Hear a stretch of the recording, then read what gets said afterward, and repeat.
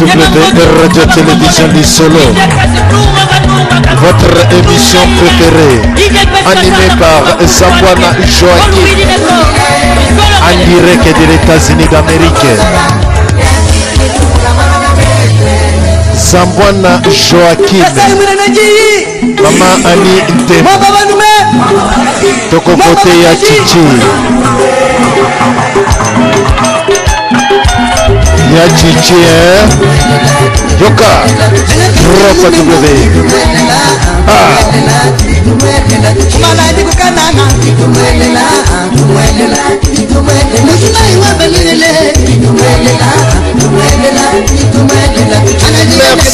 Merci, Namande Konyon, Sobozali Kolanda Biso sur la 3W Radio Télévision Lisolo, to kote libino lisusu, Nama Solo Oyo Mbuta Zambwana Joachim, ye aibaka ko kolisa biso ba congolais na mayele na ye. Ya solo bande konyon sobozala na l'écoute na 3W Radio Télévision Lisolo. Pobolanda émission kitoko oyo ekambami na kulutu ya baleki Mbuta Zambwana Joachim Eboto ndeko nangai Diana Sulufutu de Wuppertal. Eboto bandeko nyonso oyo bozali branché partout au monde pona kolanda ba masolo ya ngai ndeko na bino Joachim Zambwana na émission na ngai oyo ya mon pays ma patrie. Bisika oyo tokoyaka kolobela toujours mouvement to ba makambo nini tokoji kosala to makambo nini ezali koleka tout autour ya pays na biso mpo ete to pesa na ba idée ya malamu mpo ete mboka eko kokola changement oyo tozali koluka ekoba. Nazali pe ko pesa merci mingi na ndeko nanga Diana Sulufutu na ndenge nzambe apesio makasi na santé de fer oyo ozali nango ete buta tongo ti na pokwa ti na butu na bino kuna ya Europe marque pio oyo ozalaka na makasi ya kozala na pembeni ya baradio pona ko servir biso makasi ya boye na yebite ozulaka yango wapi yango wana biso nyonso tosala effort to tindaka ndeko desfe ata café po ete akwa ko chauffer makila na ye parce que oyo tozali koleka ezali période ya hiver pona ba oyo basili koyeba mokili ya mpoto bandeko nyonso bozali kolanda biso na banza série oyo to programme ki yango ete la plupart sipa ba mateya nyonso to masolo nyonso to ba émission nyonso bana koleka ba jour au le 28 novembre mingi ekozala pona kolendisi ba makambo etali élection ezali koleka na Congo pona changement ya avocat pona changement ya présidence po ete monguna alongwa monguna otali kobenga Rwanda na clan nyonso ya ba Hutus tutrus nyonso bazali kuna to lingi bango te bazonga na mboka na bango pe bazala oya bango mboka ils peuvent rentrer chez eux bango pe bazana ba pays na bango bazana makambo na bango bazonga na bango wana nde lite liboso tozana yango donc élection oyo rien à voir na toza koluka un président toza koluka boye na boye to non tozo luka d'abord monguna alongwa mutu na mutu a respecter pays na ye selon constitution ya ONU eyebi ba limite ya ba pays nyonso campagne oyo tozali kosala yango na mutu nyonso azali koyoka ngai précisément ba cyber café oyo bandeko na diaspora na Afrique du Sud to komanaki ya Angola to komanaki ya ba Congo bisika ndenge na ndenge ti ya Kinshasa balobi ete lelo bakolala te ti kino butu bakozala kaka connecté kolandaka ba masolo nyonso za koleka à travers radio Lisolo na banza bandeko bozali connecté mingi pe na mona kibino déjà bokomeli komunika ko banda air nini non pona campagne to kopesa ka priorité na liloba nyonso ezali koleka biso nyonso to ko sacrifier ngana tia kana 1 heure de temps na air na ngai nazali na esengo mingi parce que makambo ebele pe ezalaki préparer epa na ngai bandeko ebele basili kolobela yango du naza déjà bien satisfait mutu moko ako perdre awa azalité na ko réduire temps ya émission ya poko lelo on a pesa ki titre ya campagne kick off eza moya anglais elingi koloba démarrage avec force de yango toza ko kenena yango oyo to komi presque deuxième ou troisième jour ya campagne électorale yango tozaka ko na série nango alors tangu kick-off esale bakato match makasi ebeta maka batu ba équipe bazaka classé par ba pool A ezalaka ba pool B ezalaka ba mélange ka batu et puis simande éliminatoire et bandi nde bakomi ko yeba équipe ni nango etika na kati ya pool eza makasi po ekene ko bundisa pool mususu ba campagne ezali presque bongo tolinga yango te to souhaiter te. La réalité est que campagne elingi koloba qu'on se faire éliminer l'un et l'autre, qu'on se faire éliminer on a loba jango la fois passée. Ce n'est pas que siko kende omoni opposant bamba ya mabanga beta ya masasi salabwe. Non, opposition signifie seulement que muntu oyo il faut alonga na nzela nanga pongana longa ye, mais ezali te ke poto bomana to poto lukanaka na temps oya campagne pe na loba jango très bien ete ko se salir e kozala ko lukana e kozala ko yeba mabeni ni moninga azana yango po eya lisusu te e moninga akoligatala malamu ngana zana yango po yango ngana ya kotia na koya kotia soki na campagne oza ko supporter élément bongo oza ko yeba te na côté opposition ba élément nini baza ko na ba pool wana baza makasi ba persona non grata. Alors campagne na yo ekozala moto pete okopola. Voilà pourquoi émission lelo na benyango kick-off na pool aya liboso na kopesa bino kombo ya bato oyo bazali ba persona non grata, bato oyo toyi kopesa confiance te, mais peuple akotante kopesa bango confiance po ete bako wakolonga to kolongisa candidat na bango Kabila. Ba persona non grata wana ce sont des personnes à craindre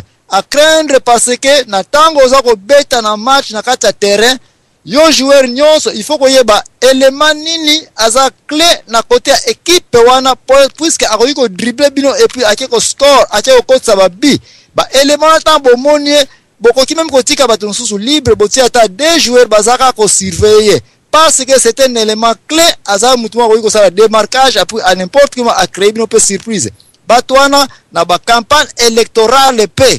tika mutu na mutu akoya awa na ba émission oyo ya na radio du solo ayeba dona ye ayeba titre ni nazako ya nango ayeba contribution na ye noki to si la paiement noki ke biso nyonso zo kenika na anglais moko. Voilà pourquoi puissance radio lisolo ezali na ba auditeur kaka penza te na ba participant kaka te, mais même biso ba to ya ko loba awa il faut to ya ka pena ba sijo ezali ke za ko sala moudance eza ko bouger eza ko varier, il faut ezala statique e ko yiko za dynamique te ke telemeka na point moko.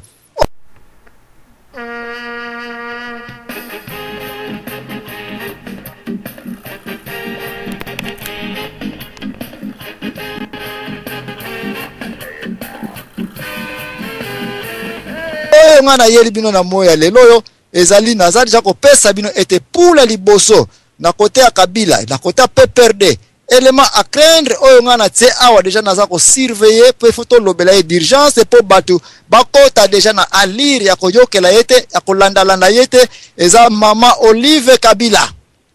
na pesa ki bino déjà message lelo na panzaki yango batu nyonso bozwa ki yango déjà na yebisa ki bino ete kick-off ekozala lelo na pool a muntali boso tokotia na ligne une personne non grata à surveiller. Numéro 1 ezali élément joueur oyo ya kosakana na yete ekozala Olive Kabila. Pourquoi Olive Lembe? Parce que Olive Lembe nga après que na sali ba analyse na ye komona ete biso nyonso toza kosala ba campagne biso nyonso ba élément pona ko surveiller to pour ko promoter ko promouvoir ko tindika papa Etienne Tshisekedi na liboso na biso nyonso ndenge to ko lobela kana ndenge to ko yaka ba opposant pe kuna baza pe ko yeba banana ngo baza ko supporter banana ngo baza ko yaka se ba makotsa ba makele radio nini ngo bisika nini tout ceci bango pe baza ko yeba biso pe toza objet ye ko la ka bango na place aboye avanga kwa okota na mama Olive ekozala un peu matata soki kolandanga de prêter. Pourquoi vous comprendre pourquoi Olive Lembe aza élément à surveiller na match oyo ya pool A na pool oyo biso tozako beta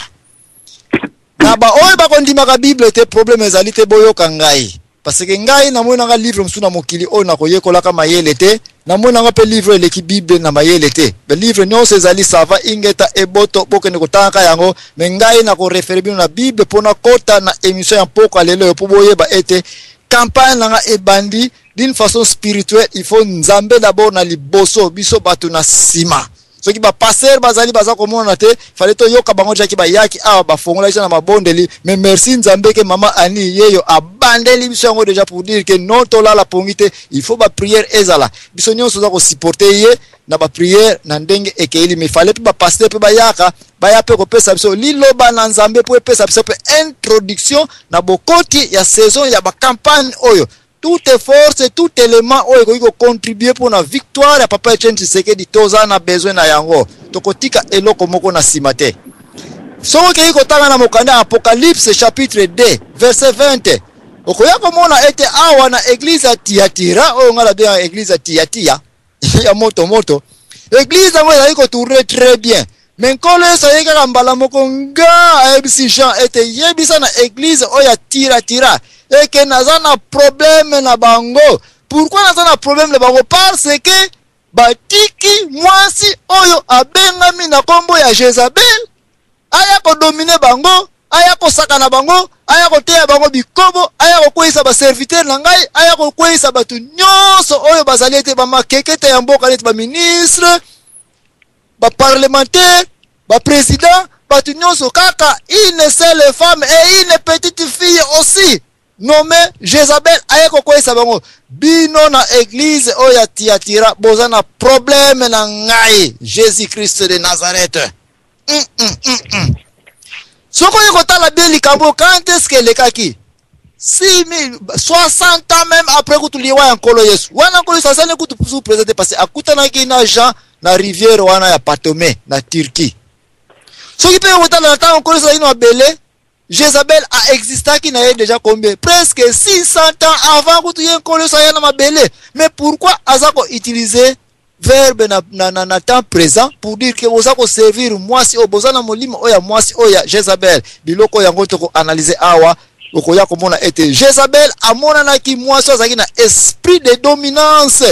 moi si alinga ka kibokonzi moi si alinga ko parler toujours na place ya mobali na mobali avanda ki na ye déjà yeka boy gaga na place ya mibali ye alinga ka pouvoir kimfumu aloba kaka azwa ba action après sa promotion toujours na mobali na ye. Est-ce que promotion mobali? En réalité non, ya ye moko pona kiti na ye parce que ale la gloire, ale la couronne o alingite ba queen to ba princesse mususu ba yape ko vanda no yande kaka dia kaka kimfumu nyonso ya ye na ya ye kaka oyo mwasi ba benko banani Jezabel. Ebo mo soki mobali akufi opo mwana pe vanda wana donc azalaki mwasi moko déjà na culture na ye na lobokoli na ye azalaki déjà une femme là samuzulu azalaki femme moko déjà na ba jeune âge déjà akola na culture na bango ya so ya mokili ya so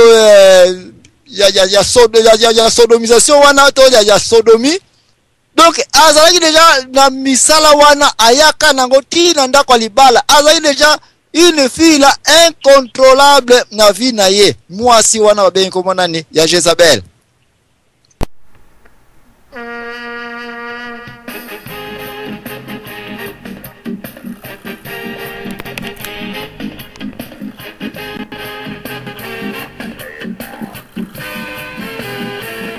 Mwasi alilaki mingi kibokonzi, mwasi alingaki mingi ye kaka, mwasi alingaki na ba influence na ba politique nyonso tout autour ya pays na bango o bazako vanda wana na Samaria na pembeni ya mokonzi nani Akab. Mama alikamu zali kolobela awa, il faut vous comprendre ngai très bien ete na sili koloba ete basi ba mona na ki awa bazalaki na tendance ya ko dominer sur mibali, ya ko dominer sur l'église ya Thyatira, ya ko dominer sur la politique bazalaki ya trop na ville wana ya Thyatira. Awa Thyatira tango za koyoka ya ko comparer na mokili ya Congo. Et puis to koyeba pourquoi Olive Lembe aza élément à surveiller sévèrement na bisika oya ba campagne oya 2011 tozali ko kene na yango. Sina Jezabel na sili ko pesa bino mutu alela bokonzi couronne bakiti ba place mibali toujours yepe aloba mobali kutu nana action te ye déjà alingi akende wana première dame n'est-ce pas yango toza ko benga wana Congo mikoloyo bokomona ete danger ya liboso ya basi ya boye bazalaka lokola une lionne femme o azali lionne to lionne na banyama okoya ko comprendre ete soko ke ina zamba ozoko luka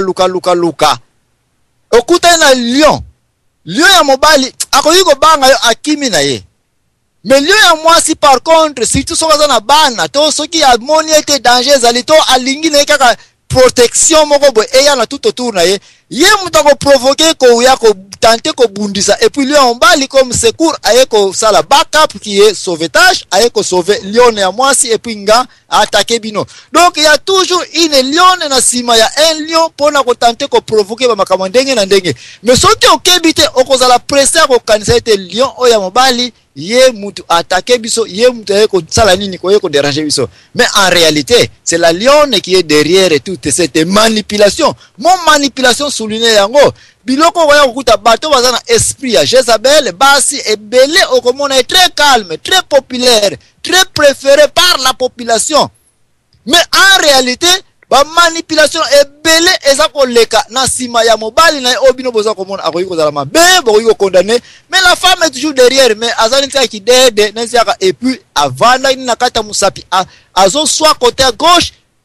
mais mukusa ezo bien na côté droite. Soko za mayele te na ba oto kota ba mayanzi na makolo okoyeba ko contrôler te liyanzi na musapi ni nango vraiment aza ko sala nini aza ko vanda. Mais place azo pesa mukusa eza ailleurs et sengaka intelligence pour découvrir quelle est une femme qu'on appelle Jezabel na vie na biso na société na biso nazako ya bon continue ko souligner ba exemple nyonso na ko pesa bino bongo na suka to koyeba est-ce que na campagne oyo réellement Olive Kabila c'est un élément à surveiller oui ou non que to kendeka ko talaka campagne ya PPRD campagne ya Kabila ezoleka wapi bazo sala nini. Mais moi je vous dis que ba joueur bazali oyo il faut ko surveiller bango sévèrement et na yebisa ki bino na campagne soki boza ko lobela ba négativité ya ba élément clé te ya ka opposé na bino te sasa yipi campagne on a bokolonga yango te. Negative campaigning is a clé oyo ifoto banako analyser ka ba makambo ndenge na ndenge parce que yo soko sala yango te banguna bako salela yango bino soki bo bimisi makambo eza na kaya batu nsusu te bato kawana bako bimisa oya bino. Les choses doivent être balancées pour être population bayoka bino et puis population ba balancer makambo awa naza ko pesa éducation na batu nyonso oyo bako tokokota na ba campagne ko supporter papa Etienne Tshisekedi na ba ville nyonso na ba village nyonso na ba province nyonso na munoko na nyonso ko utiliser na drapeau na ko utiliser ke ba kolanda influence te avant que batu o bakota na influence eza musala na biso na media to kotisa batu ba réalité oyo ba fongola misu bayeba ambo likambo na yeba kite nzoka nde ezalaka boye na drap na kitisi na ko voter lisusu mutu oyo te suite likambo na yoki so kitoko sala yango te bakosala yango epa na biso et cette information va passer parce que l'information yango mzali clé na campagne photo ya mutu te stratégie pété parce que boyo na stratégie ya kitoko me balongi bino likoloka bat bakote nini façon quoi négatif. Alors na data lelo yo tika na pesa bino basi nini bazana monde oyo bakutani pe na esprit ya Jezabel pour ne pas seulement parler au Congo pour nan kutu na koti na Congo te okoya komona basi neska ba Hillary Clinton mwasi oyo bati nyonso to yebiye mobali ne pas vanda wana biso to vanda Washington to yiko yebisa yote makambo bele force bele ya Clinton ezalaki la femme obe comme Hillary Clinton maintenant la yeba kana erwana batu mingi présenter batu za komona kanani mobali na yekaka force na yekaka. Mais en réalité, la femme était derrière toute cette manipulation. Jusqu'au point où mwasi oyo ayene koyeba ete mobali na ye Clinton bakangie na mwasi mususu na kati ya bureau na makambo etali bikobo. Mais c'est encore cette femme qui a fait tout pour makambo wana et bimaka neti à zéro. Pas de commentaire, pas de quoi à protéger mobali na ye. Oui na mokili to koloba ete mama oyo ayeba ko protéger mobali na ye. Biso zona Washington to koyeba ce n'est pas vrai. Clinton azakola na salon, Clinton azakola na couch wana to be na soki na nini na salon wana na kiti wana ya canapé. Mais publiquement boko yeba yango te parce que Clinton c'est déjà une Jezabel batu batonda na kowela na nini kimfumu bitumba pesa ko leka kuna kowela nini kimfumu baboya mobali na ye aza na problème pour abebi sa présidence na yete. Pourquoi? Est-ce que pour na bolingo ya nzola ya mobali? Pas nécessairement, simplement parce que alela kimfumu. Surveiller que signifie moi ça zaka na esprit ya Jezabel alela couronne que mutu azwa yango te. La même Clinton tala comment aluka Obama, même uta ile na Maison Pembe wana na Maison Blanche. kende na yo kaka tikila ta Obama alandela Obama jusqu'à ce que na grâce à Nzambe kaka Obama ayaki oganele parce que ye awela iko kota na ba campagne ko wela kota na ba campagne na Congo surveille yango yo ko yebisanga entre Kabila na Jezabel qui est Olive Lembe na nyango ya liboso koti na ba campagne avant kutu saison ya campagne bana déjà kwatu makolo ko tamla mama Olive déjà na mbanda kae akomaki na kune akomaki tala awa Hillary Clinton déjà kwatu makolo na ye partout ba ville ba région ba yebisa ko contacter avant date ya campagne ye déjà kota parce que alela kimfumu nemena bo leli kimfumu na ye wana akutana kape voilà comme ça Nzambe a confonda ki mwasi oya Jezabel ya Hillary Clinton akutana a passa pe na place wana te na surprise ezalike biso nyonso na monde kumbisa ki Nzambe ke Nzambe azalika ka Nzambe sanko Obama devant mama Clinton akwaye ko lekate or mama Clinton ba yebisa ke uta déjà kuna me kimfumu kaka tsoko lobela ya des femmes Jezabel obake to tuma ba tumwanga ko baza terrible okomona sous mama Sarkozy soto na France ba bandeko baza na France bo iko commenter toko contredire tambo kota mama Sarkozy moi je ne sais même pas ce qu'on aboti bien na aboti te to aboti ba jour je pense combien de fois ba médecin ba c'est mama vana na ndako ozala mwana ukomi à terme mais tellement balela kaka kifumu c'est des femmes ma colonel kwatu partout supporter Sarkozy ba vana na ndako mwana lingo na hivi kuto so mwana yeye kubota na nzela ba campagne te ça ce sont des femmes qui ont l'esprit donc esprit bazala ngo ya Jezabel tellement balela kifumu soki okebite okanisa bazo supporter mibali na bango soki okebite okanisa ete bao bazana banzola na mibali na bango to balingi pays ce n'est pas vrai eza molimo oyo nkolo Yesu na mukanda Apocalypse 2 chapitre 2 verset 20 alobelete baza kati na bino o bozana esprit ya Jezabel mususu awa toza kolobelaka awa na yebisi bino déjà bosili ko yeba comment maman Olive aza kozwa même ba risque na place alike Kabila croyene ko tinda ta mutu mususu porte parole non okende ko supporter mobali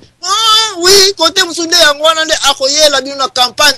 voilà je supporte mon mari la femme congolaise supporte ton mari ba campagne nazali ja ko yebisa bino ete ngai émission ya poko lelo na sali yango pona yebisa bino photos za la ba casse vitesse na banzela maman Olive parce que akoyana ba élément clé ya ndenge ya ko perturber Jezabel signifie influence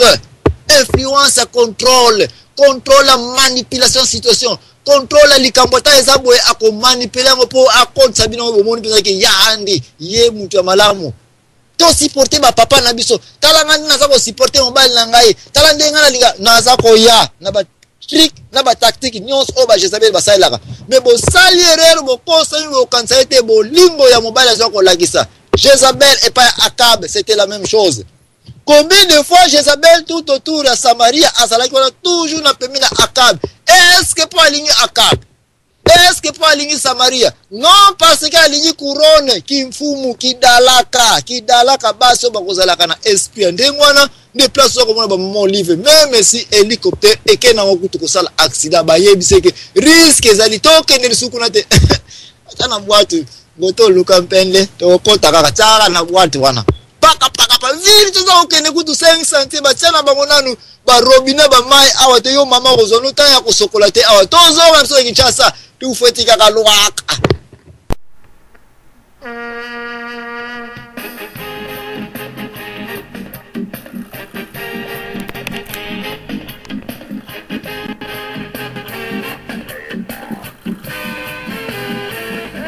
pona nini pasike mbamba molende ya kosala campagne ya ko supporter mobali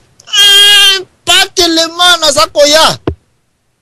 parce que alingi mboka pas nécessairement zakoya mais c'est parce que molimo ya Jezabel eza molimo ya batu oyo balela kimfumu balela toujours ngai kaka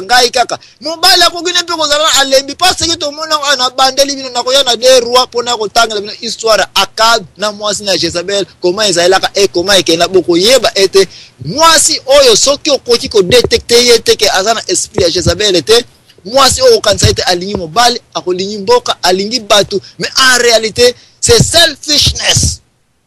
ko wela kimfumu ko lata ya ngai biloko boye ya ngai makamu boye ya ngai nde makamona ba Jezabel bazalaka nango poko ya na Congo ya komona nos femmes sont violées à l'est nde ko na ngai oyo campagne e bandi moko na moko tokomi ko pesa message na peuple congolais zwa yango comment yoke ne kozala la première dame olingi ba mama mais na tangu ba marche ba mama action moko ya yo première dame eza komona te na pembeni ya mobile na yo pour dire que soko lingi bana Congo quelle est cette action quel est ce mouvement yo sali oyo koyiko ya kotelema publiquement pour dire que ngai na telemelaki mobile na nga concernant makambo ya biso ba mama na est oyo eza ba question il faut se poser soki la première dame quel que soit makambo na sali oyo ngana ko ya ko lobela bino to makambo ngo esalemaki asalaki yango ingeta eboto ba betele maboko mais moi je vous dis que c'est une manipulation pour la attirer attention ya population sur propre vie na ye sur propre qui veut de na ye sur propre ba intérêt na ye azonga kaka na kiti seko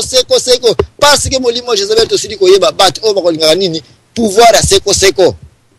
conseil nini opesi na mobile na yo na tanyons oyo ya 2000 depuis 2000 soki 1 wana ozana na ba paipai ya mike kutu toyeba ki wana na njili soki koma kotela yikuna na kitambo kuna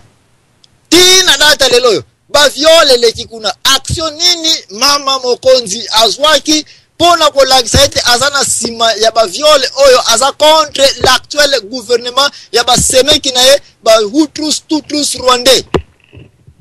Quelle action azui pona ko telensa ba mama na balabala ke to telemela likambo oyo jusqu'à ce que solution biso ba mama toza exposé toza violé to sili ko kutana na yango awa na mokili ya Congo boya ko joindre ngai Olive Lembe poto telemela nini poto sala réaction ya tel contre nani contre bokilo na ye o ataka ba linette wana ya cobra wana ya serpent venimé wana ya Kagame. Tout ceci est ko funda ete pion à surveiller, il faut que yeba le colonine azako betela Olive Lembe akokita ba Congo akokita bandundu akokende Kasai oriental occidental akomata na nord Kivu akokita na sud Kivu akokenda Manyema akusukisa na Katanga akozonga na Kisangani Equateur akonyata yango bisika nyonso mama oya akokendela vote dans tout vote mama Olive mais ki mama Olive oyo soki tokozana na message clair ya kokotisa na population congolaise ete ba campagne e bandi poto yebisa population ete nini yango asali bino obino boza ko mona mama soki ba bimise ta pesa inga maputa tokotuna ye kombele maputa apesa na ba mama congolaise sino ke ba mama oyo ya kopona ka soki noko pesa na maputa naza koya oh telemaki akumbaki batuna jeep wana kutu bazalaki boy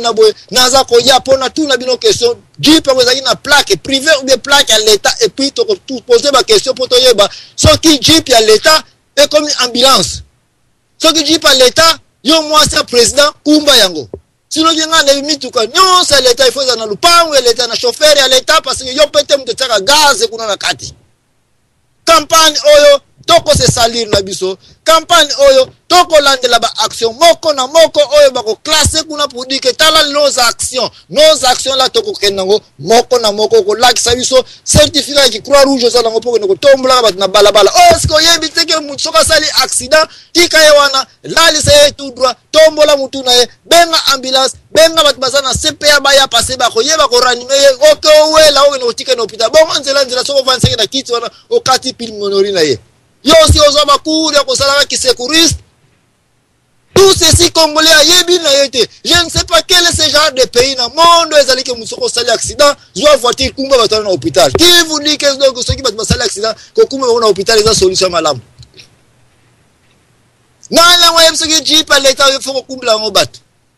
nana yemseki so yo ko pesa lor mbongo kuna mbongo sodomisation benga ka ba camera ya ko tala place za ko pesa la mbongo po ba mama na balabala lelo ya ko telema opesa ba okosa bango na songololo wana je ko sala campagne na yo tala kutu ba evre ngana sala na pesa lor mbongo mapute na pesa ka kwedi ba saka fufu na loso na pesa ka masumu mbongo kuna ya sodomisation pour na nini tout ceci nana ngo yebi ce que soko pesi loboko na gauche tika loboko à droite ayeba mais il faut ko fermer bouche ne soko kabeli bat biloko Ce n'est pas yo ke iko kabela ka batu biloko siko ke le siko yo zo micro pour pousser là na yo point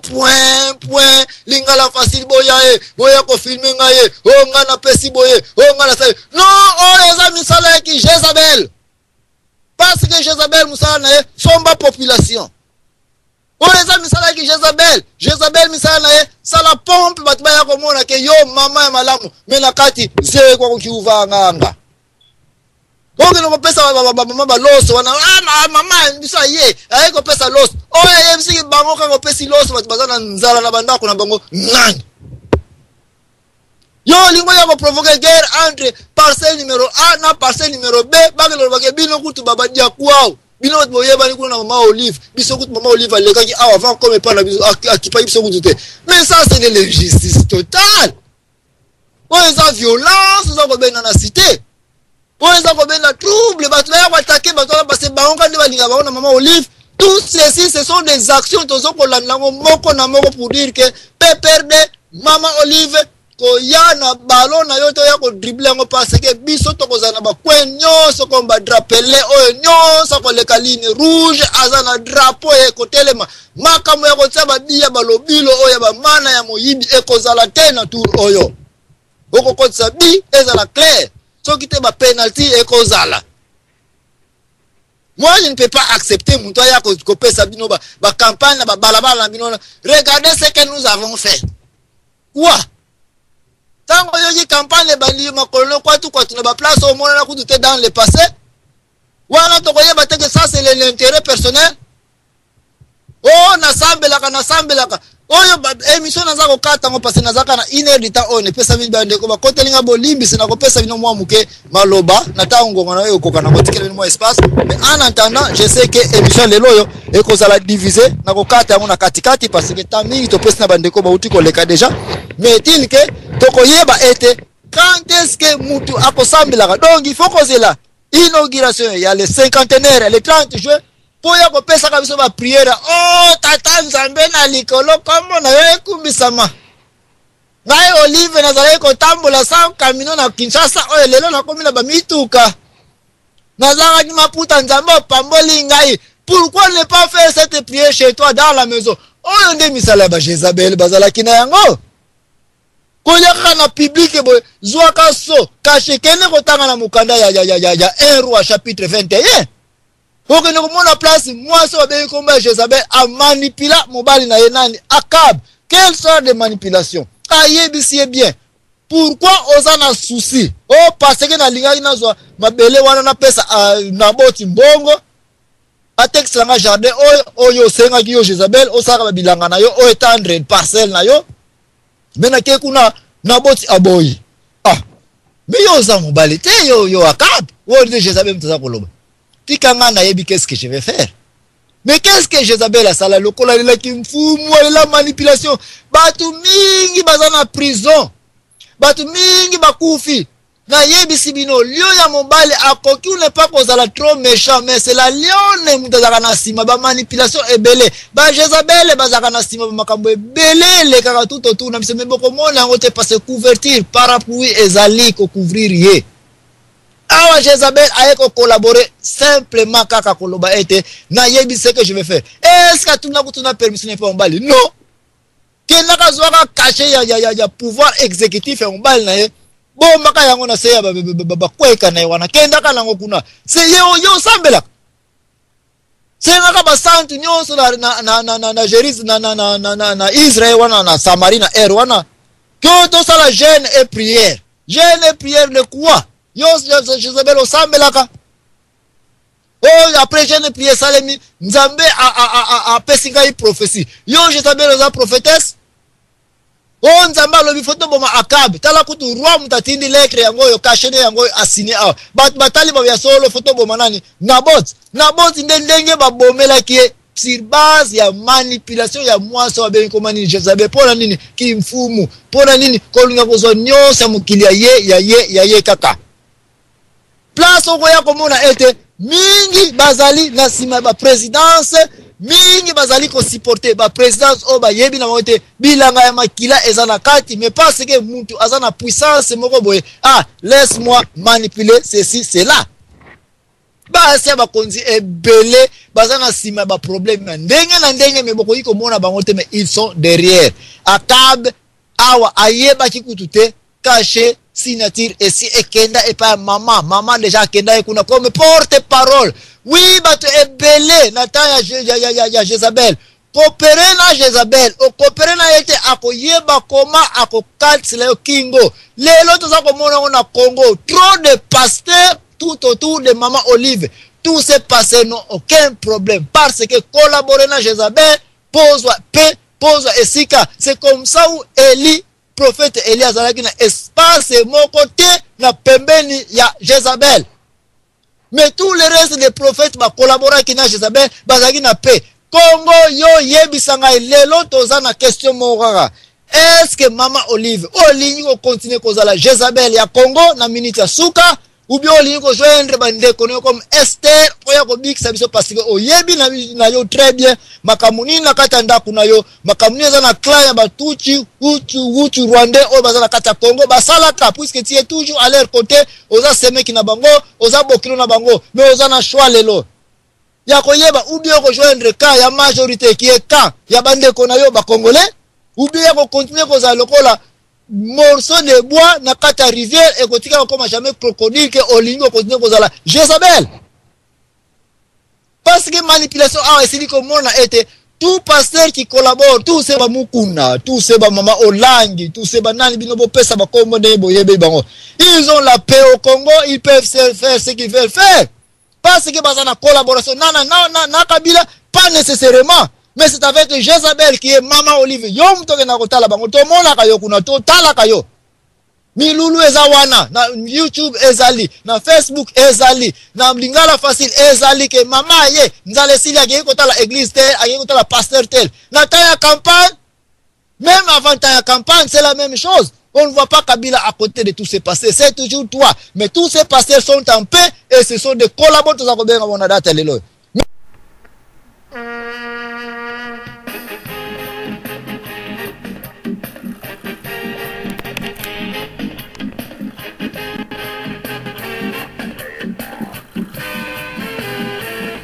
Là va passer va opposer Jezabel. Ce sont des Élie. Ils ont des problèmes. Élie va l'oukise nanali walnyoso. Il y a de ces passés dans exil, il y a de ces passés dans la prison parce que bazana collaborer na yo Maman Olive était. Voilà pourquoi ngaite mais lelo yo nyon sa za koyoka ngai tango ne kolala zwa shwa na yo na Congo za koyoka ngai pesa message oyo. Moi si oza koyaka na ba campagne kidi na ba region nyonso na ba ville nyonso Mama Olive ye bosala analyse na ye na makolo na ye na banzela na ye na ta nyonso va na pouvoir. Est-ce que nous ne faisons pas face à une Jezabel? Jezabel na ero na auto sala jeune prière yo sambelaka yo na cinquantenaire to monio mama nzambe pambole nzambe pamboli ngaye ma Olive na zakotia bankaba na mutu lelo yo pesinga mutu kana komo kotambola to mona ki yo pena bankaba na mutu kuna na jardin na yo soki na bilanga na yo na soki na ferme na yo na utia ba manioko na mutu kuna makulungulo za kotambola to mona yo c'est comme ça que tu étais au départ. Mais là, les gens comme les jeep, comme le tambour, pourquoi ne pas aussi reconnaître cette vie-là? Et ce qu'on reconnaît, pourquoi les gens comme anti-peuple congolais, ont souffert, ont fait son message que ton mari est en train de tuer. Ou bien tuer en opposant à Kati parce que vous avez déjà Jezabel, au ligne couronne, ya qui queen, ya qui déesse, wana olinga kufana na kiti. Voilà pourquoi mobile no campagne ne banite yo déjà quoi tout quoi. Et to yebike mikolo to ko bana ko mona yo mobile no yebiko lobate akaba yeba ko lobate. Mobile no to yebiko loba yo na yeka bo na chambre kutuna. Mais biso na libana muto mona ka ngey Mama Olive.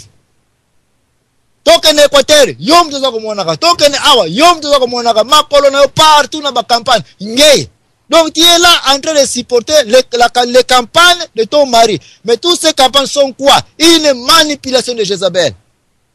Une manipulation pas pour mobile no avana na kiti mais pour yo moko continuer la première dame. Mais la première dame de quoi? Na bilanga na bote makila. J'espère que ma femme bozana ngo après que élection osili tant to ko landela ngo to ko yako mona peut-être que bilanga ngo pozwa ka na modèle kaka ya Jezabel.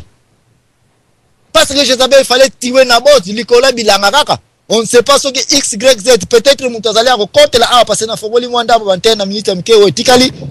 Pour passer, fallait faire la liste de codes, na yebi na ngate soki par hasard, babilanga wana pe yo sala pe manipulation pour zoyangote, parce que tout le monde, Jezabel, tout ce qu'elle a eu, c'était par manipulation. Mais question de ça, avant de continuer série, pourquoi maman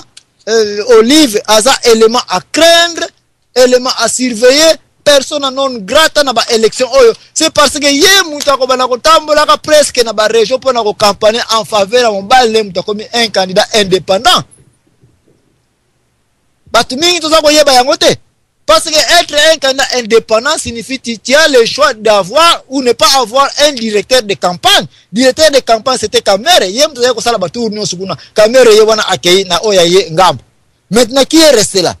Même s'il y a un directeur de campagne, mais moutatika li pion à craindre, moi na Congo yokanga bisika nyonso ozali, c'est Olive Lembe. Partout Olive Lembe a koleke là. Soki moi na Congo tokozana ba élément capable à détruire makolo na ye wana te na cadre ya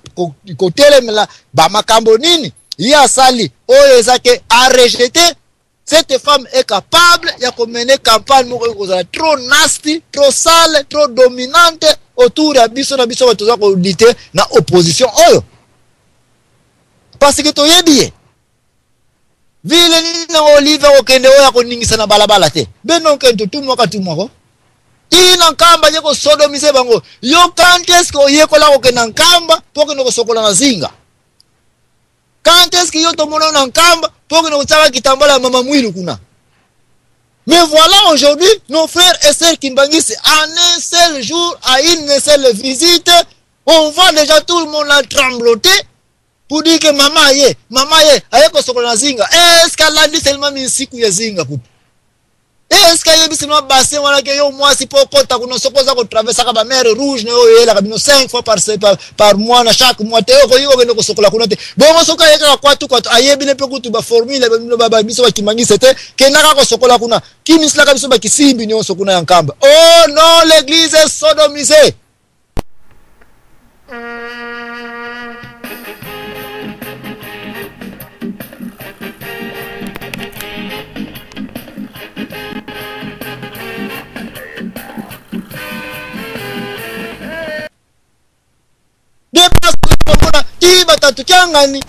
Comment que nous diriger l'église Kimbangisi n'importe qui ya solo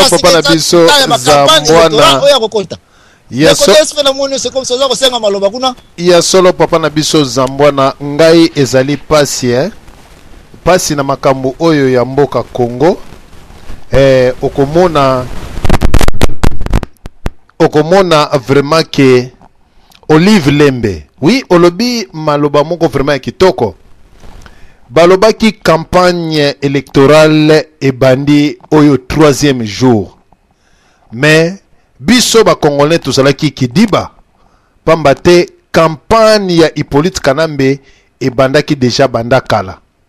Pourquoi na mwasi oyo olobi Olive Lembe oyo azali na molimo ya Jezabel ye abandaki déjà ba campagne ya Lukuta na kati na Congo. Abandaki déjà ba campagne na ye ya Lukuta kuna pona nini ko sala ba campagne wana esika oyo amoni mutu akoleli mwa pasi yakei apesiye. Omoni peuple congolais toza ba peuple moko okoki koteka lokumu na yo okoki koteka pe nyonso pona kolia. Totalaki mwa Sri Lanka soki moko ou bien mutu mo tozali koloba indien ndeko na biso zana kati na radio ofanda kimia ba pensionnan maloba te merci. Nabanzi esika o ezalaki Sri Lanka to indien wana abalaki femme congolaise moko esika balongolaki musala okeko tala mwasi wana akeko pesa ye ndako. Nabanzi ndeko na biso zali na nzela ya singa soki makelele lisusu ndeko kalala wana okotika biso tokolongola yo na ligne merci. Nabanzi eloko tozali kolobake esika bapesaki mobali wana ya indien ndako pena mwasi ya congolaise esika bafandaki na kati na mboka ya na kati na Kinshasa. Ba congolais bazali koya ko témoigner, bazali koloba ete voilà mama oyo yo olobiki azali na molimo ya Jezabel, ye azali malamu pamba te indien balongoli ye musala mpo abali mwasi femme congolaise baboti na ye mwana mpe azali kolamba fufu. Ba congolais tala congolais buzoba tozalaka na yango po moni indien aza kolamba fufu, yo moni yango eloko moko ya munene. Chinois aza kolamba fufu, omoni yango eloko moko ya munene. Mais soko tali biloko ba chinois basalaka to bato wana eza ba biloko moko ya makasi. Mais kaka pona komona kaka indien aza kolamba fufu, boye na ba kamera na bino ndekoyo ndeko na biso na banzi akende nano kofanda esika ya sepeli. Esika obo komona chinois azolamba fufu to indien ba congolais ba telemi mawe ba pesi ye ndako. Mais tala ebela ba shege o bazana kati na Kinshasa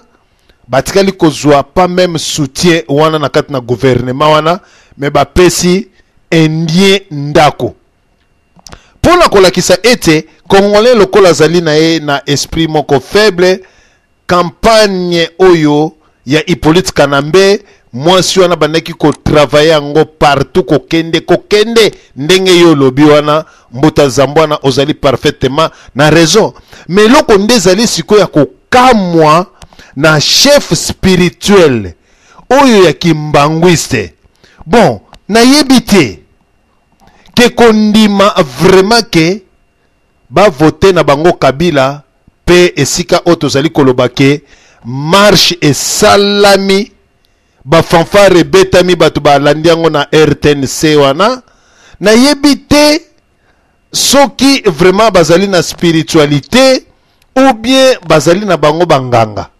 Soki bazali banganga en tout cas bandeko tokoyeba biso nyonso parce que nakoki kondimate ke oto bengi église spirituelle ya kimbangwiste pe na ba fanfare na RTNC pona kokumisa pe na koloba na bandeko ba voter Hippolyte Kanambe. Alors donc bango bazali ko sepela ndenge bazali ko boma batu na kati na Congo, bango bazali komona malamu kaka koteka mboka pe mabele pona motuka kaka bapesi bango ambulance wana pe na fongola eloko bateki mboka yango wana. Na yebite bandeko makambo ya mboka oyo ekomi pasi, makambo mboka ekomi pasi. Naza koyeba te ata kutu bas papa oyo tolobaki diangenda kutu atongaki abongo oyo sika oyo tozali kolobake papa soki kiangani atongi bekole boni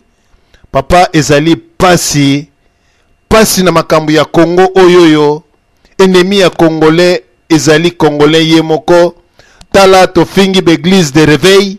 tala lelo oyo église kimbangwiste lelo soke telemaki koza na sima ya chichi. Vraiment victoire ezali kaka na batu ya kimbangwiste. Vraiment bandeko tozali koyeba te ba congolais na émission ya papa na biso Zambwana Joachim boya tokolisa mayele tosala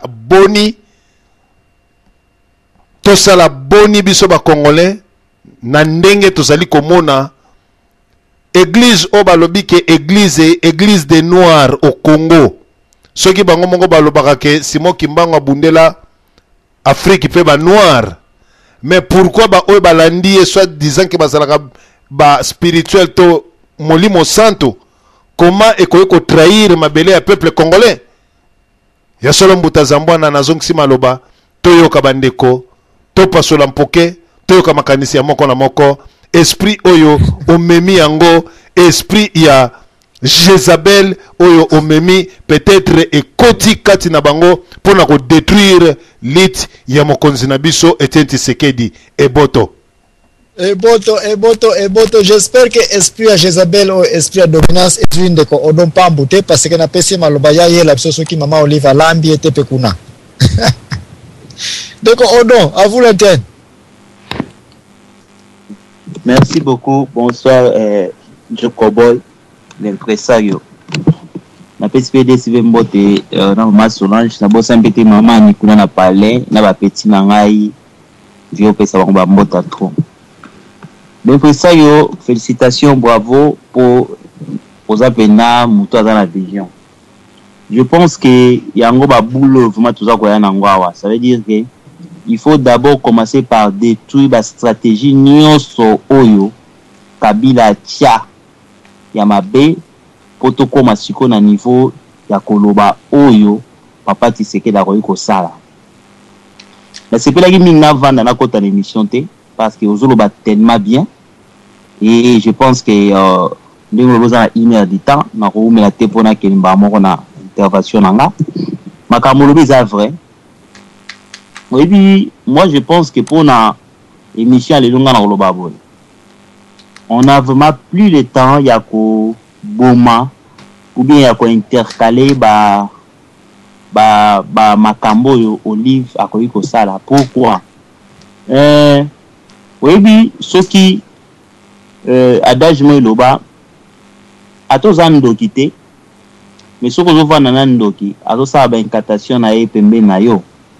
Je pense que yo peut faut za ndamba kindoki pour accepter makambo wana. Moi si on a cause à la bien on sa cause sala ekoki kozala na sens ya bien mais ils ont bima na sens mabe par rapport à faina moto peuple congolais to lingi na bisoté. Donc tant to lingi na bisoté o se que c'est bembe o pesa koka velo e o pesa moto bazana lupango te lupango ba bien fait nyonso wana mabeza ko dunda yango eza ko engloutir yango. Ça veut dire que ozana yo ne loko batu ba koloba te soki ezalaki mwana Congo wana to parler na maramususu papa Zambwana biloko nyonso mona ko bato batimba baebi ki ava beta eloko muto beta bala likolo ani ko préparer tantôt propagande. Donc ça veut dire moni ba campagne électorale e banda kala congolais na ebité yango moni ninge obeti boye mercredi to bandela manipulation to kota na 5 chantiers pour to simba yango penza to décortiquer 5 chantiers no total soki likambala ki ya solo boya pa aye bandi ko kenda pesi bo petala baza mbona ba congolais si ba comprendre makambo wana ba comprendre déjà makambo wana yo ko pesa nga 5000 o pesa nga cartable lelo o pesa nga dictionnaire lelo oui après ozongi sous na pouvoir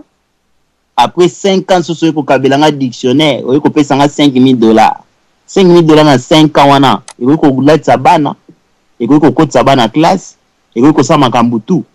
masolo ko mo changer o ko pesa nga lelo e bongo na 5 ans wana ko zonga sous ba pesa batu wana combien de fois bazonga papa nani papa desiva utoloba boko mona indien moko atito complexe papa Zambwana biye so ina otala ba RTNC ko na otala laptop nanga na mona ngani tiki laptop ntia mabe ou bien des chaînes ndia mabe biloko na zo mona RTNC na otala na bi est-ce que laptop na tio ndeza mabe na panza yango ou bien chaîne ndezo like na laptop e comme pour ça nga headache okana nisi mtunga bité na komi mutu mona Facebook nanga na bien na raisonner siko na comprendre comment balobare mwana pota ko kanza nde mwana na azana Congo te na ko comprendre mena ba poto pe oyo bato mitu e baluki ezali baza ebele donc le premier ezani papa Zambwana pona kata na mukuse omoni makila yali kama makila pour nous aller un vrai patriote, pour nous aller un vrai combattant ou résistant. Ya mama makila papa Zambwana na umulo baba tutu ko ganga te mtela isi ko za patriote ko ganga te mtela isi ko combattant mama kati sincérité mutema na yonde kasi makambo to ni ko mona papa Zambwana na oyo lobi to bani ko décortiquer loko moko mo place to buta to expérience to umeni na diaspora to umeni na mboko to botama. Je pense que bana Congo ba komi na langage moko ba bibo oye na mbo to lia mais to voter oti donc ngami ko na komi ko linga bena soki na ye na radio na ye ko beta eloko penza o ezali penza na kati ya diaspora o ngana utina ona base toto benga ngo base source eza Congo eza awate ebele ba oganga o papa za mwana ebele ba ko ganga corrompu déjà boye bate corrompu biso ba odon pam to pesa ba kombo ozoka penda ke muyombe wana na pesa kombo mobimba ya teke na yaki awa na bwaka Uganda ou bien na bwaka Angola te ngana muyombe tina passeport kombo ngwana donc to tiki ba parler pour to kolobela Tshisekedi to kolobela ka tina suka mobala solo akufa na décision na ye so décision n'est pas vrai nga so décision na ngaya mabe papa za mwana na koya na kobaki non a changer bande ko bana raison mais soki boki na poni mutu na kokufa na eti na suka ye wana biso to ba traité to trahisa to boaka médaille ya on likambo zolo ba il faut to beta sete nango. J'aime bien mon frère Roger Kachama bozoka bien Roger Kachama na passeport ya ndengwana to boy mutaya che photo na Skype ya la raté andi ko yimba biloko ansi to ko timbela vous comprenez to lo baki awati to lo baki angwa to pesi ba stratégie to ko tala ndenge yo salama. Alors la femme a salama kamba sa makambuti a mwasi na ye yelo ka bwa ba millionnaire bokabela ba voisin bokabela ba voisin te etali bisote le oya na kwa bokabela ba voisin moko boye bana ba bola na mpanzi mais yo mobola mutu ba opesa mbongo okomi tuna te mukoni nga na okoma lokola yo ba pesi ozwi c'est bien na beti maboko okasi loba kozonga suna même nzela akutela kiyo ube soka lokoti bino bosala accident akela bino hôpital apesi no mois $2000 okoya te luka banda ko péché oyi baso na bua kindo bonanga na kata mai na kosala technique ni pona benda ngolo wana bien biso ko bima wana ifana ki teka na marché ba pesi ngambongo nga na pesi lobi na ekozongela même musala nanga voilà ndenge via mutu ekendaka eno mutapesi mbongo lelo akozongela après 5 ans abetelo chita sima akokuta na même place tantôt belaki fièvre malaria mbongo ya te sokufa ki okauki bake ko yita yo soki wapi na libulu nini ba okende kubwaki lo babwaki yo kongola comme na niveau ya kokanisa wana ya omoni lelo oyo na kosukisa papa ngana se retrouva na poto na website no tina lelo boyeba o mingi fo botuna ba mpio se retrouver na poto ponani ataba o bazo bako finga pati Tshisekedi na poto awa tuna ye ubwaka mtanini awa biso ke na bwaka mtayi de pes oyo so ba ya partir ba 80 quelque timata okoyoka na ya na poto tina papa Zambwana na mwana ba licencié na veni na biso bien coupé ya tisi na bi coupé a dignité akati yango na ciseau atie ponte te na kota sima bien di dofolo nzinza ko kota bimi na kota se akena ye ngana tali ya liboso déjà za pa na biso ba classe ebele français moulai na monoko licencié ngana na ko 6 na donc ceux qui ngana beti sous 6 ans na que les sous ba université ba nini ba 5 ans ça veut dire que na ko se retrouver na même situation na bamba coupé idofolo nzinza koti koto ya ko bima koto yo tanto fazi na balabala munoko polele banziba okota non ngana ko kufa te na mona ki avenir ezate benda na tieser na musukusuku sai il faut na ken so na kete na ko mi boma benda banini Roger biso to saba kata na ba Roger to tie ba sai musukusuku faut to le kato ke mwana ma ya denda liboso na nga penga landa c'est ça vision aigle ngwana e bongo siko lelo tangu mobola ya pasi tanga zui mais tala pena sima ya nga na tali na sima na moni no place nga na kimaki na bande ko mususu pe bala bande ko na poto te nga na leli ka sera na poto mais ba o ba tika bala bande ko te ba ko suka wapi lobi yango moni lelo yo na sa ko lobi la bana Congo ko lobi bango pe ba se retrouver ata ba ikoto te mais na Congo na bango to se retrouver na mboka na biso e boto papa za mwana na zongisi maloba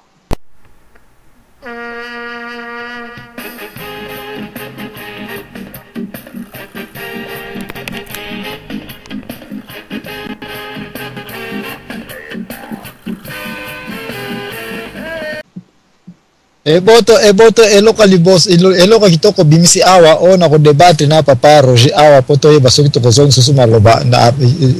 na tira attention na likabolobi ke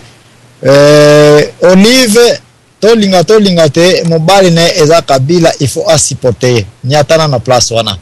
décourager ngano to ko débattre na point wana na boye à part oyo ozana minute na yo est-ce que Esther na Bible biso to tanga Bible to yebi histoire Esther azalaki penda très bien na pembeni ya mobali na ye mais na tango Mardoke noko na ye ayaki ko trouver ye ayebi soki tala biso bana Israël na mpoka lelo toko kufa soko sauver biso te eyoka mutoko sauver biso parce que oko utiliser pouvoir na yo en tant que mwana mwasi azaka na pouvoir ya ko sakana te partout au monde depuis Adam mutakoyesa ye mwasi engelo bayete biso nyonso basi bakoyeba kosala ba trick na ba tiktak ba tactique ko biso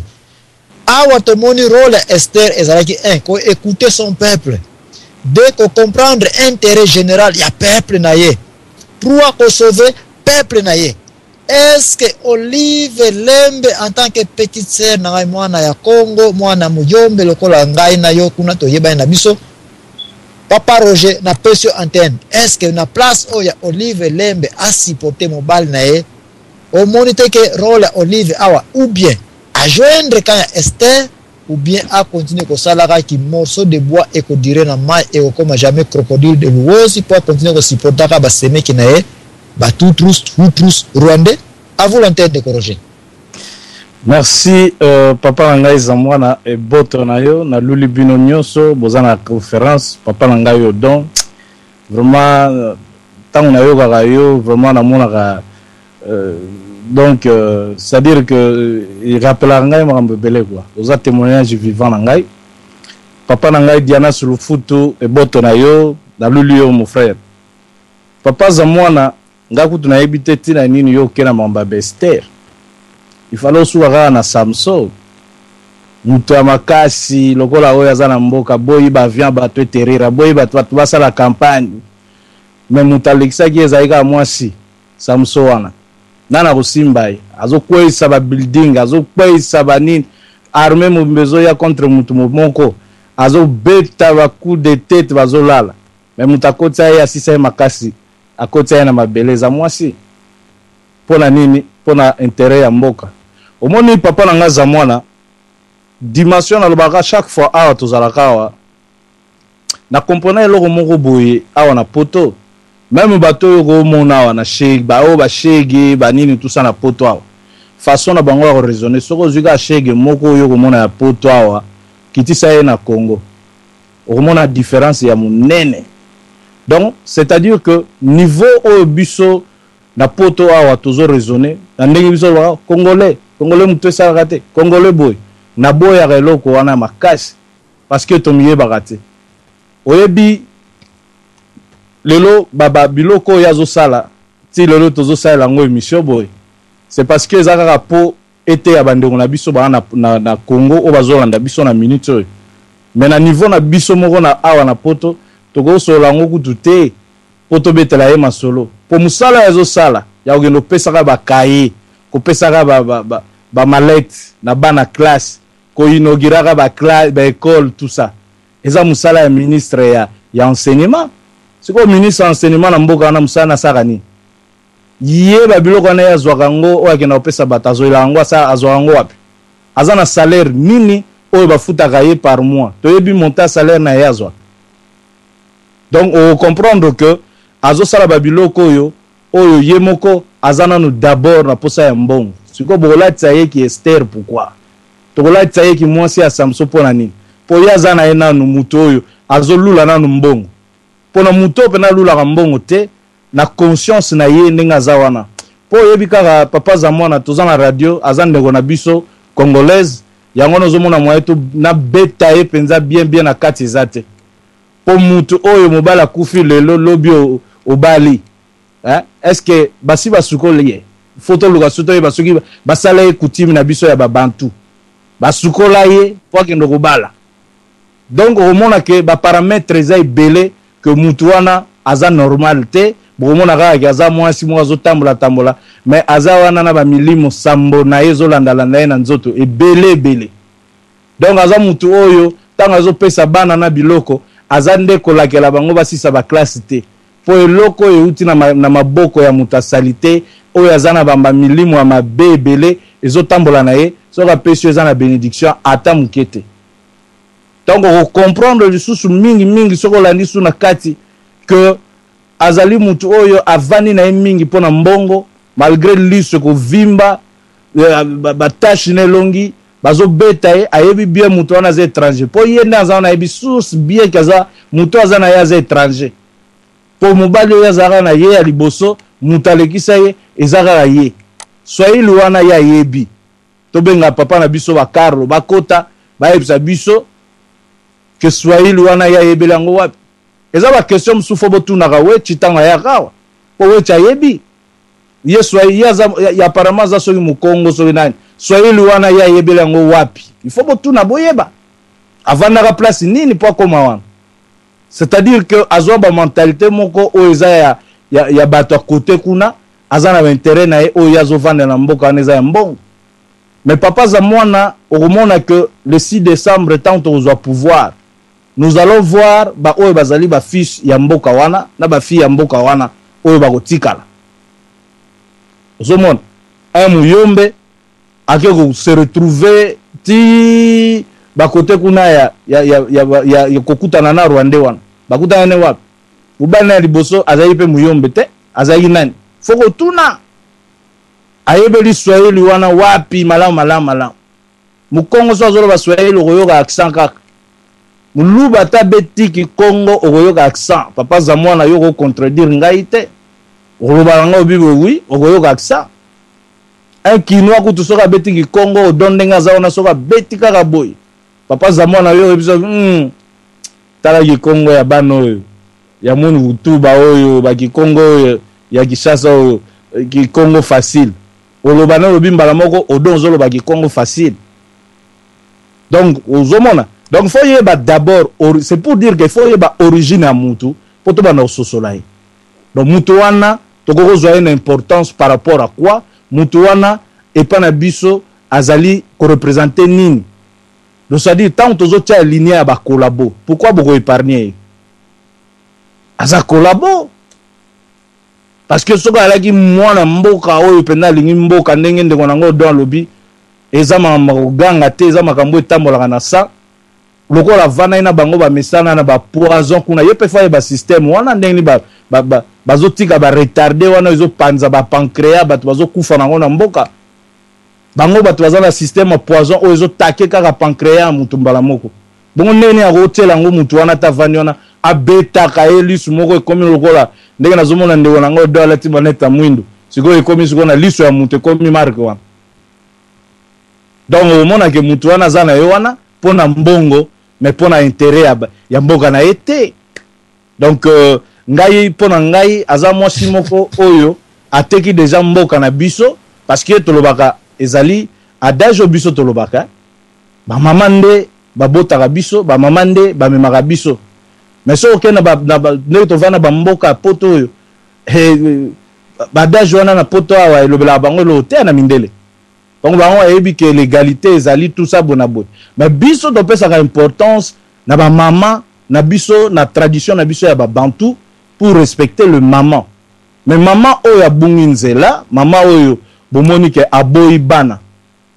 asundoli bana to kondana ka bango. Moi si alongoli zemi aubi aboti azui mwana sundoli na balabala omona ka bandeko na bango ba ndenge balobaka na balabala aza mwasi mabe aza ndo lobela bango lo tena mindele bango yebi ke aza mwasi mabe abwaki bana aza mwasi mabe akoma ko bwaka mama penza abombi mwana na nef mwana libu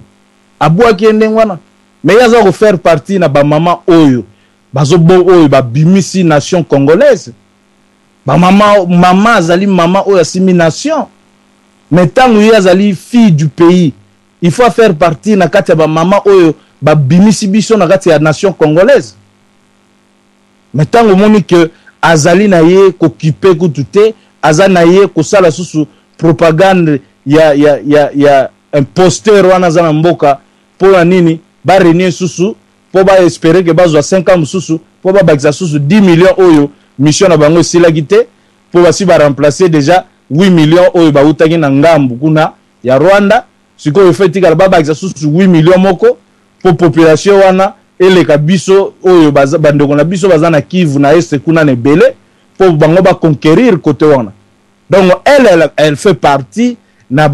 projet wana. Aza ko contribuer na projet wana. Mais beaucoup tokoloba yango ni. Aza muto lelo après le 6 décembre, il faut akende kaka na mobile na ye. Kuna ne place kuna banoko tout le monde bien. Azali maman oya yebi yango très bien. Biso lo baba maman na biso ba congolaise, balinga makamba bombanda te. Mais yazana âme conscience que moi si ya mobile na ye azana Kigali, azawan avandi kuna lokola reine.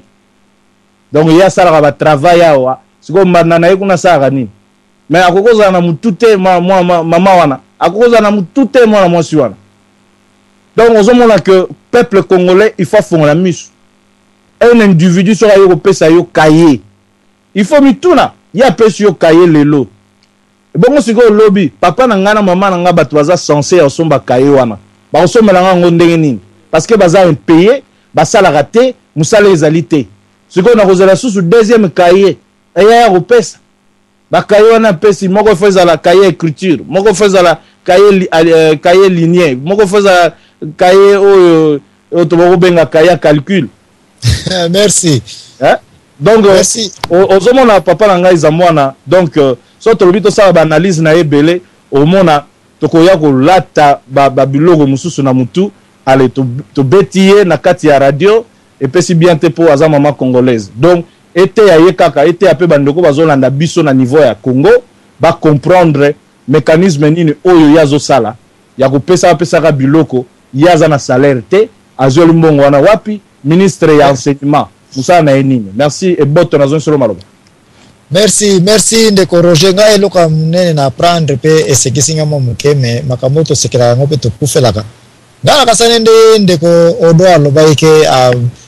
balela kai lupeta na bandeko na wana bayombe kuna eke bana batere bana basekole eleka kanzoka na ine nsusufu et puis ngaka kasanda kota ikutu vierge na libala paza yi mwana muke bo nzoka da yebaja bangongo ya soki mama Elodie n'est-ce pas? Ndeko odo holovini ni kuna po na moine ska yo ngo défendre mama Olive mais c'est comme si ya yebaja ngongo na bino ya bayombe kuna so ngongo ngeza ko bien so ngongo mama Elodie ava kotela nga awana linyi kuti ya ko kota te ndo veza mbwana oyebi da seki vraiment ndeko balimbisanga oyebi ngana ko défendre jamais ndeko nanga atazolia na mufiti jamais. Je pense que bato akota Facebook na ba omona na téléméli ba propre ba beau-frère nanga propre oyo baza ko ba n'importe quoi na tandi ba on Facebook pa na ngai tricage ya la te asali lo moko eza ya mabe pe oni le point moto comprendre conscience a mutego ko loba na mutu omoni mutamikosa ate yana mutu mo asaka interview na kina sepelaki na lobi Kabila yebisa biso oyo azokanisa na mutema na ye parce que oyo azosala libanda yango te soki tozongi na Libye tokomona tangu Kadhafi azopesa discours bola nango très bien ba peuple libyen balobi boye Kadhafi a peur parce que toyebi bien tovanda na ye toyebi ke oyo azoloba azalaka ndenge wana te il est trop agité trop vraiment agité vous comprenez donc si trop agité wana yango memaki bango ba rebelle wana ba se rassurer vraiment que davantage que vraiment to ko isaï donc nazongi na koloba ke moi si akoza na conscience mutu nezo sala même ba nenenga bonga ebike ifana ke na ba linginga te mais ba mobutiste bazali na entourage wana po ba banga kozwa poste po ba bike za liwa ba ba rapembe po ba lia ba ngoni ba poussa ka ba koni epela boso comprendre bon mon ate bien mo so remarquer bien tous en la 3e république tous en la 2e république balonga chauffeur mais ba kotika même minibus même batunaka tika chauffeur mutakomgo mema karo kaka ezali ya kokufa donc na zongi na répondre que moi si wana ndinga bongo azampangi nanga ndingi roja lobi mais lokola déjà lié na motoyo et simbi pété ngapi na kobatela babatela mabete papa za mwana donc c'est un peu ça on na koloba pe mitema na bango eza koloba na bango ke balingi ngati balingi bisote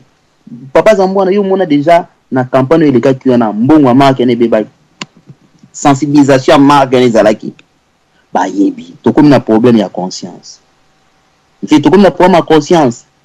tanda na bandero tanda bilongi no ndenge olingi mais pe bakota le longi boy mo tika jamais kotanga makanisa moto mutema namoni kwa pakate na yo chiwana namoni pano na yo oui bien sûr et bon tanga siko mutema na place oyo différence sama entre nzambe na mutu kote kuna bakimbangiste omoni mambasali to de koloba na radio wa ba okazali to bata maboma ni ba so bata maboma bakimbangiste bangwana ba gosha sana zo RTNC ba tie ba défiler bango kuna ba mais wana za église so ba lombi ba lobate wana peut des églises ou bien ezali boyo kaka so bakimbangiste ba kaka nzambe bako sa makambo basala ite ça veut dire que c'est pas une église ezali place ba yokela ka mutu amokili ni baka soza na église ozo kela mutu amokili ezana kufa bomo ezati soko za na église ozo kela ka mutu amokili ezana kufa bomo ezati pasteur na ni wana o ayaki awa o babaki sandouche nani pasteur na pasteur ayaki wana na ba combattre yaki mwa guerre banini pasteur wana azana église amune mukuna pasteur mukuna ywana abandi ko rectifier ba tir na ye bola na interview mikolo akomo ko sentir yemo ke non magamezo ke ne mabe ya moni papa za mwana ninga okufa na soni nga odon pam na kufa na soni te soki mtana raison na mwengi na sala mabe na zongaka ozana raison na kenda tina kufa na kiteti na ngai ozo comprendre ba komo changer ba langage ba ko changer ngo tina suka côté mususu oyo ya ba comédien bota magamezo passer ba fingi boketu ba bêtise yana mutu mwa benga na téléphone abi ne ba combattant ba sa match ba mo finga ba bêtise ba yimba ba bêtise boyina bonga mon frère kanga eloko na yo laptop na yo batinda ko mema bana pembeni wana ti c'est tout parce que na souci mboka ngala ko comprendre ba nera batu okoza lobi nini ya papa so time makanisa bini abi na ko loba n'importe quoi mais na boy parce que azali mama mais soki bongo na nge bouger il faut mona batmana souci mboka bazali. Alors, si tant que comédien na mi balé et mi sa toi na basi bazo finga mwana mbali ba bengi ba finga ba bêtise benna bazo finga boke tshalo bini et ça ngi loko monte mais ba fingi biso nyonso oyi ba kotil bango système moko boyi ba benga ngo droit d'auteur droit ya ba œuvre na bango boyi na boyi mais papa za mwana nazo so ki dilu ekozala papa za mwana ki dilu ekozala.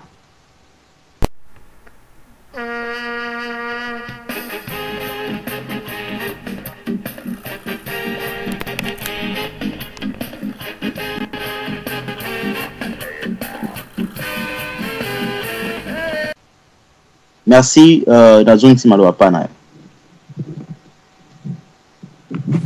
Merci. Sabino imja suka mais avant to kena imja suka tikanga na benda na conclusion oyo ya koyebi sabino ete mene tekele to peser bokonzi to position ya Olive Lembe comme la première dame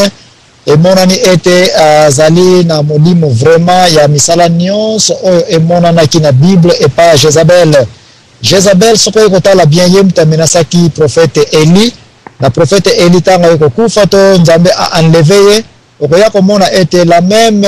Jezabel a Yesu komona na temps ya mokonzi Herode tango baye kokata mutu ya Jean-Baptiste Jean-Baptiste nde yekaka réplica ya Eli. Alors c'est clair que Jezabel bazaka toujours na pembeni ya mokonzi pas pour donner de bons conseils mais pour influencer pour na contrôler indirectement et puis oyo bakoyebisa yo esimbi kaka Herodias to mama Herode azaki na temps ya kokende kozwa Jean-Baptiste abomisa ete mena Simon bal na manipulation elegaki wana donc basio balingaka kimfumu basio balingaka toujours ngai kaka première dame baza capable ya kosala tout pour agarder kaka kiti na wana biloko yango tomoni ba fête ebele bagala ebele batebele bakomelinga elekaka na présidence na palace kuna ko bengi saka ba pasteur ko bengi saka bato ya seni ko bengi saka ba musicien ko bengi saka ba comédien ba manipulation nyonso oyo ce n'est rien d'autre que elekaka na sima ya mbabula ya mama Olive Lembe. Apparemment boyo kansa ete Kabila organise tout ceci non nyonso elekaka na ba barbecue na ba cocktail na ba Miss Girl oyo ye asalisa kuna tambo ko ya abanne ko ye babo bino kuna ndeni bozali bo moi ba enveloppe za ko lekanaka et puis c'est comme ça où ba poste c'est comme ça où ba tricherie na seni eza ko lekelaka tout se passe derrière l'organisation de la femme oyo to ben comme Jezabel misala oyo emonani okoya komona ete meme na Bible Jezabel kako tozali kolobela tango ekomaki na minute ya suka avec l'influence qu'il avait tango révolution eyaki kokota oyo emonani na mokanda ya 2 Rois chapitre 9 verset 22 okoya komona ete tango Eliu ye Ehu Jéhu yena Élysée tango baye kotombola na poste sous commandement ya Nzambe ke révolution ekota pona kolongola ko baleye équipage nyonso ya clan oyo ya ba Jezabel qui est clan ya ba Hutu Tutsi ba Rwandais oyo na Congo révolution ekota pona kombola bango il y aura des Jéhu mais eloko ne lekaki wana okoya komona ete mwasi oyo ya Jezabel tango moni mbule ekoti atantaki ko négocier avec Jéhu alobete pourquoi ngana kene ko collaborer na yo na tango bato oyo basaleli yo na tango bato oyo balandi molimo ya yo Jezabel bazali ebele fona boma fona silisa parce que fona silisa musala na ngaba oba bikaki na épée ya Jéhu Élysée abikisaki bango pete elingelo ba ete message oyo ezali ko ya awa ebimi na munoko ya ngai ndeko na bino Joachim Zambwana na munoko ya mukuna te na munoko ya mama olangi te oyo baza sodomiser baza ko bangaka ko pesa bino message oyo nga message ezali direct ezali pe prophétie tango na monaki na Congo na moni ba Jezabel baza na kati et parmi ces Jezabel molimo ya Nzambe est confirmé ete mwasi oyo Olive ce n'est rien d'autre que la Jezabel qui organise trop de petites choses au Congo oyo bino boyebite. Alors quand révélation eye na mukanda Apocalypse 2 verset 20 oyo Nzambe nkolo Yesu kende kotango na Bible eza ko confirmer ete okoki ko collaborer na molimo oyo ya Jezabel te okoki ko tolérer yango te na condition moko te. Voilà message na ezali très clair que tokotika laka ko tolérer molimo ya Jezabel na Congo te na mwasi oyo azako influencer présidence te na mwasi oyo makolo na ye ezako monaka parci par là pona kokene kokotelaka ba campagne ya mobali na yete biloko oyo Olive lelo amzwa message na ngai eza très clair nazali mobali neti mobali ne mobali sape mobali bakama kobanga awa ezali te na banga ka Nzambe memutu te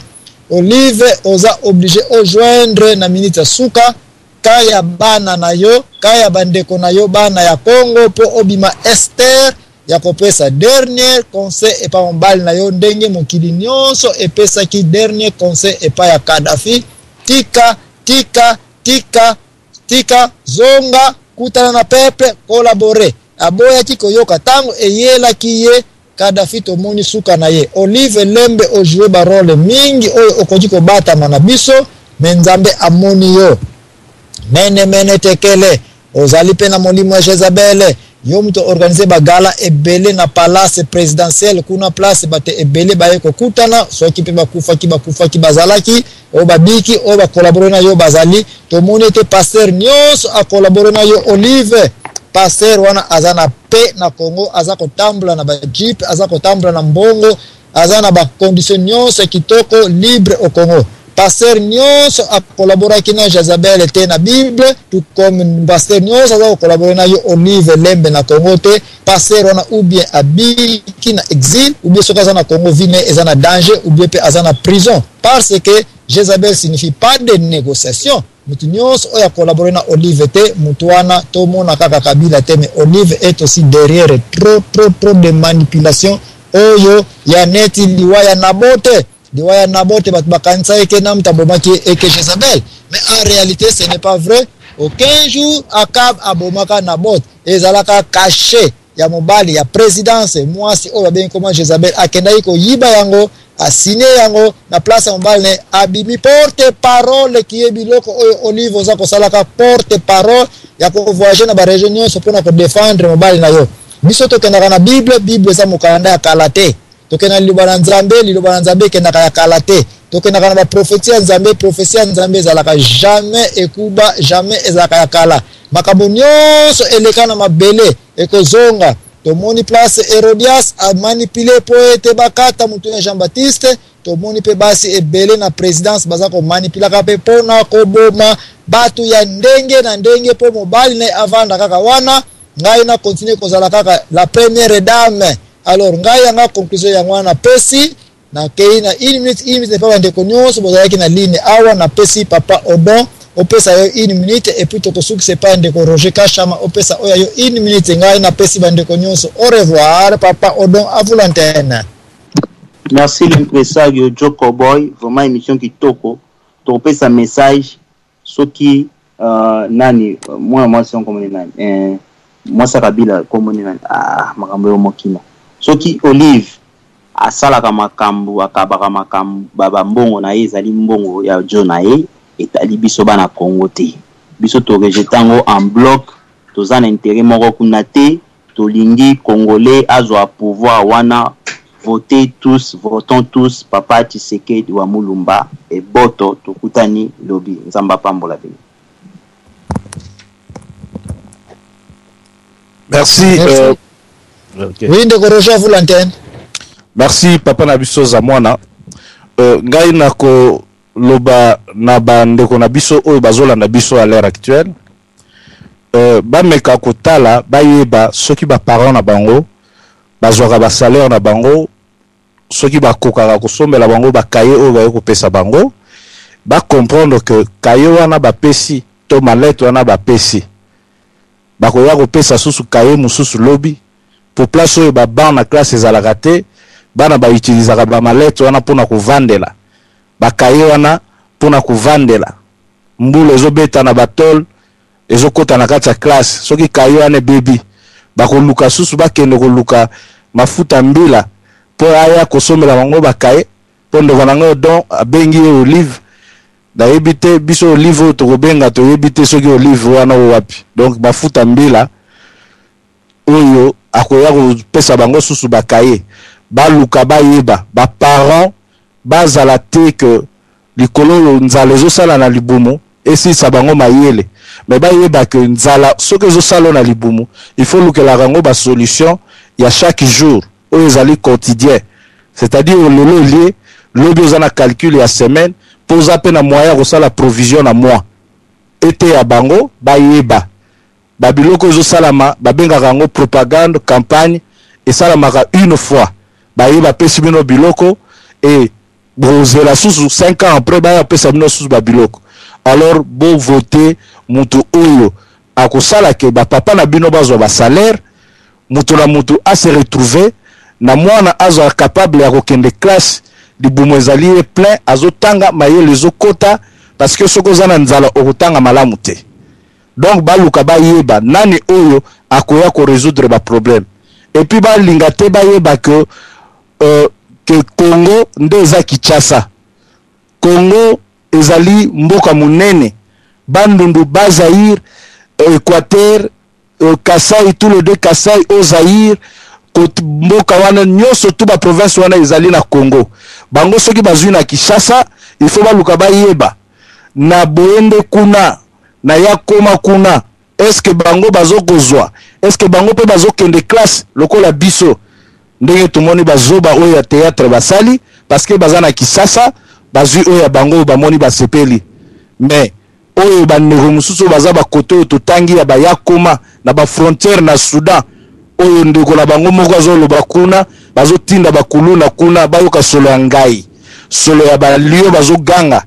bakote wana bandako ezali batu bavandaka est-ce que bazana mai bazana courant mai ya kumbela mai ya mabulu te mai oyo ya ba rivière te ezali mai oyo bafungoli robinet bameli est-ce que bazana yango kuna il faut baluka bayeba bazana ba école kuna il faut baluka bayeba bato bavandaka kuna basalaka ba société nini eza kuna il faut baluka bayeba mboka wana ezaka Kinshasa te tozoluka ne intérêt ya bango nyonso tu ya biso nyonso tu que Kinshasa ezala pe lokola mutazana yakoma zana posa ko ya Kinshasa te mutazali kuna na bena Tchad azana posa ko ya Kinshasa te mutazali na bena kwanga kuna zana posa ko ya Kinshasa te parce que eloko ya koluka la Kinshasa akokuta yango epai na ye mbula na mbula bokovana ndengwana surpopulation zana Kinshasa wana pona nini moto nyonso miso etalika na Kinshasa place kuna ba miel ezozala ba miliki ezokule bango nde bakanisi ekotikala kaka Kinshasa nde Congo tango bozokanisa ndengwana bayini banguna baza kozwa bisika oyo bino bozo kobosana baza kozwa yango ezokoma ya bango bofungola mayele bomikanisa bomitala boyeba est-ce que biso moko kaka ba kinois nde toza ba congolais to bandeko na biso baza na ba frontière ba mboka mosusu pe baza ba congolais eboto papa na biso za mwana na zongi solo maluba makambo esaka pasi mingi na mutema moya ko continuer ngo ezate donc mutu ekoswa merci pour na bandeko nyonso boye topesi antenne epaya de konabiso desfe sulu futu de Wuppertal pe bandeko tozanga ko supporter radio OT pour na batanyonso ba air nyonso oyo ndeko azali kotia en ligne efutama ifoto cancel po ete mosala ekoba na likolo Nzambe apambola ba oyo nyonso bosili kolanda biso bokende kotanga mokanda ya 1 roi 2 chapitre 21 na apocalypse 2 verset 20 à vous l'antenne ndeko papa mayamba kuna.